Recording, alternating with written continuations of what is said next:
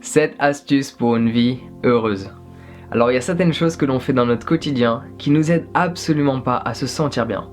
On a certaines habitudes que l'on pourrait diagnostiquer comme étant autodestructives parce qu'elles nous détournent de ce que l'on souhaite, expérimenter la joie au quotidien. Donc dans cette vidéo, je partage avec toi 7 astuces, 7 habitudes, 7 choses que tu peux effectuer qui vont t'aider à cultiver cette joie intérieure. Donc première chose que tu peux faire, c'est changer la manière que tu as de communiquer avec toi-même. Avoir un dialogue interne davantage axé sur le positif. Donc dès lors que tu t'aperçois, parler avec toi-même et te dire « Ah ça, je ne peux pas le faire ». Change. Je peux le faire. Ou alors, si tu t'aperçois dire « Je ne peux pas le faire », tu peux te dire « Je ne peux pas le faire maintenant, mais si j'apprends, je vais pouvoir. Si j'essaie, je vais avoir la capacité de réussir. » Mais souvent on a un dialogue interne qui est extrêmement limité. Je ne peux pas, je ne sais pas, cela n'est pas fait pour moi, alors qu'on pourrait très bien l'étendre dans la durée. Au lieu de voir uniquement les choses sur le court terme, les voir sur le long terme. Je ne m'en sens pas capable. Tu peux le compléter. Je ne m'en sens pas capable maintenant, mais dès lors que j'essaie, j'apprends. Dès lors que j'essaie, je cultive de l'expérience. J'apprends davantage de leçons. Par ce fait, j'accumule des compétences qui vont me permettre, la prochaine fois, de dire « je m'en sens capable ». Donc essaie de développer une communication interne davantage axée sur le positif. Et le négatif, on lui dit bye bye. Deuxième astuce que tu peux utiliser. Alors souvent dans la jeunesse, enfin dans ma jeunesse du moins, on m'a dit « Montre-moi tes amis et je te dirai qui tu es ». Et ma réaction à l'époque c'était « Non mais c'est des conneries tout ça ». Alors qu'au final, en y repensant, c'est pas totalement faux. C'est pas totalement vrai, mais c'est pas totalement faux. Donc la deuxième astuce, entoure-toi de personnes qui pètent la joie de vivre et la bonne humeur. Parce que cette énergie que ces personnes ont, tu vas l'absorber. La manière que ces personnes qui vont se trouver à tes côtés, leur manière de penser, leur manière de voir le monde, leur manière de réagir, tu vas l'absorber. Tu sais, les enfants, ils n'apprennent pas uniquement en écoutant, en regardant. Ils apprennent via l'attitude d'une personne. C'est comme ça que tu apprends quand tu es enfant. T'apprends pas en écrivant, t'apprends pas en parlant, t'apprends surtout via l'attitude. Donc via l'attitude et la totalité. Il y a l'ouïe, il y a la vue, il y a le toucher. Quand tu regardes une personne effectuer certaines choses et réagir d'une certaine manière, se comporter d'une certaine manière face à différents événements, difficiles ou faciles, durs à vivre ou agréables à expérimenter, quand tu es entouré de certaines personnes qui réagissent d'une certaine manière, forcément, consciemment ou inconsciemment, tu vas absorber une partie de leur manière d'agir. Ce qu'on appelle en PNL, programmation neurolinguistique, modeling. Donc c'est pas copier une personne, c'est absorber un peu de sa personnalité. Et ça on le fait tous depuis notre plus jeune âge, mais on le fait inconsciemment. Quand tu commences à le faire consciemment, ça devient plus marrant. Ça, on en fera une autre vidéo. Donc entoure-toi de personnes qui pètent la joie de vivre. Il y a de grandes chances que tu absorbes leur énergie positive. Troisième astuce, respecte tes propres valeurs. Chose que la plupart des êtres humains à l'heure actuelle ne font pas. Combien d'entre nous avons comme valeur assez forte en nous l'amour, la paix, la compassion? Et combien de ces personnes qui ont ces valeurs en elles-mêmes ont de la violence dans leur assiette? Intérieurement, ça va clocher. Intérieurement, ça va pas fonctionner. Si une de tes valeurs principales, c'est l'amour, et que tu as de la souffrance dans ton assiette, ça fonctionne pas. Donc pose-toi des questions sur toutes ces habitudes alimentaires que l'on t'a instaurées depuis ton plus jeune âge.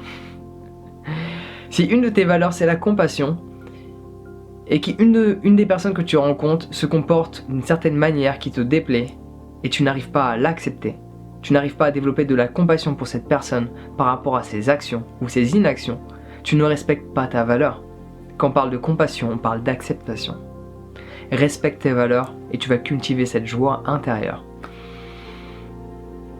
4e astuce, pour une vie heureuse. En fait, il y en a beaucoup plus que 7, mais il y en a 7 qui me sont venus en tête. On pourrait faire toute une liste par rapport à ça. D'ailleurs, je suis sûr que dans les 7 que j'avais prévus, il y en a certaines que je vais oublier et d'autres que je vais rajouter pour combler le tout. Donc 4e astuce que tu peux utiliser pour développer une vie heureuse, joyeuse, extraordinaire. Change la relation que tu as avec la difficulté.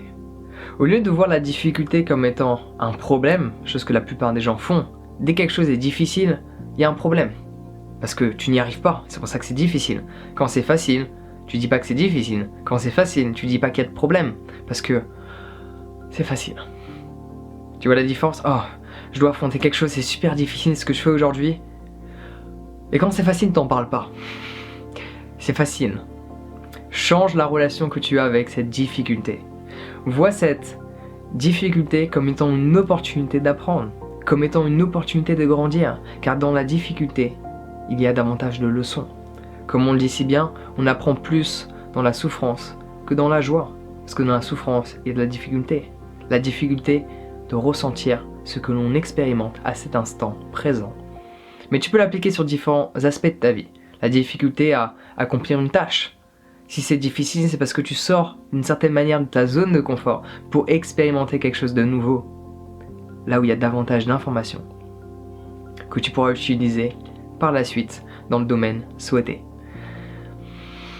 5e astuce que tu peux utiliser, nourris bien ton corps. Le nourris pas par rapport à ce qu'on t'a dit, nourris-le, on recommence, nourris-le par ton ressenti. Mieux tu manges, mieux tu te sens. C'est un beau slogan, mais c'est très réel, ok? Tu vas l'expérimenter si cela n'est pas déjà le cas. Personnellement, je mange jamais de chips. Ça va m'arriver une fois tous les 3 mois. Et dès lors que j'en mange, même si c'est des chips de falafel, des chips de patates douces ou de différents légumes, mon corps, il apprécie pas vraiment. Il y a un restaurant vegan sur Paris auquel j'adore manger. J'adore manger là-bas. C'est un restaurant de burgers. Je vais pas forcément leur faire de la pub. Restaurant de burgers vegan sur Paris, près de Châtelet. Je te laisse deviner si t'es en région parisienne. J'adore manger là-bas. Je trouve que c'est bon ce qu'ils font. Mais à chaque fois que je mange là-bas, mon corps, même si c'est vegan, même si c'est bon gustativement, mon corps, il se sent lourd. Je me sens alourdi. Alors que c'est pas le but. Quand tu manges, t'es censé te ressentir vivant. T'es censé être plein d'énergie parce que tu as accumulé dans ton corps certains nutriments qui t'aident à péter la joie de vivre. Mais c'est pas l'effet que ce restaurant me fait, alors que j'adore y manger. Donc si je devais davantage écouter mon corps, je devrais y manger encore moins souvent. Ou trouver une solution, mettre moins de pain, manger que la moitié du burger. Mieux tu manges, mieux tu te sens. Nourris bien ton corps et tu te sentiras bien. Mange plus de fruits et moins de nourriture que ton corps n'arrive pas à digérer. Mange plus de nourriture organique et bannis le chimique. Mieux tu manges, mieux tu te sens. Beau slogan. On en était où là? Ça faisait 5? Ok. 6e astuce. Pour une vie heureuse, péter la joie de vivre. Non, pas celle-là. Je vais la garder pour la fin. En fait, j'en ai une qui me tient vraiment à cœur, sauf que j'ai pas la 6e qui me vient en tête, j'ai la 7e qui me vient en tête. Mais la 7e, j'aimerais la garder en 7e position. Donc est-ce qu'il y en a une qui va me venir pour la 6e position? Telle est la question. Ben on va faire ça. Vu que la 6e, celle que j'avais prévue, ne me vient pas en tête, j'en ai une autre qui m'est venue en tête. Pose-toi les bonnes questions. Telle est la question. La 6e astuce, c'est te poser les bonnes questions. Observer ton quotidien et te poser la question si ce que tu fais t'aide à te sentir bien. Très simple comme astuce, mais la plupart des gens ne le font pas. C'est pour ça qu'ils continuent d'avoir les mêmes habitudes tout au long de leur vie.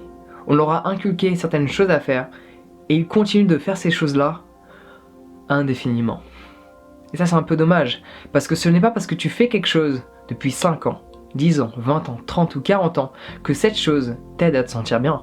Donc questionne ton quotidien, questionne toutes tes habitudes que tu as du matin au soir, et là tu reprends le contrôle de ta destinée. Et la dernière astuce, ma favorite.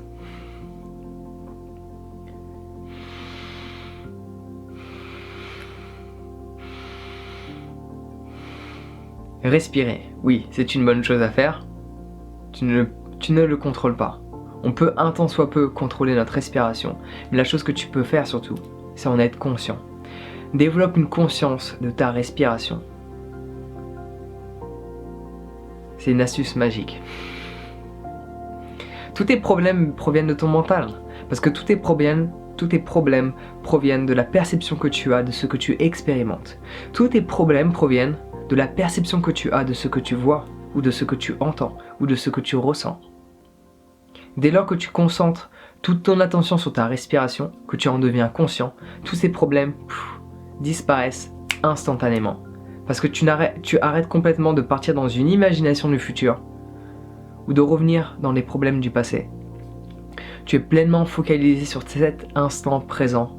On a du mal. Tu es pleinement focalisé sur cet instant présent, là où tout va bien.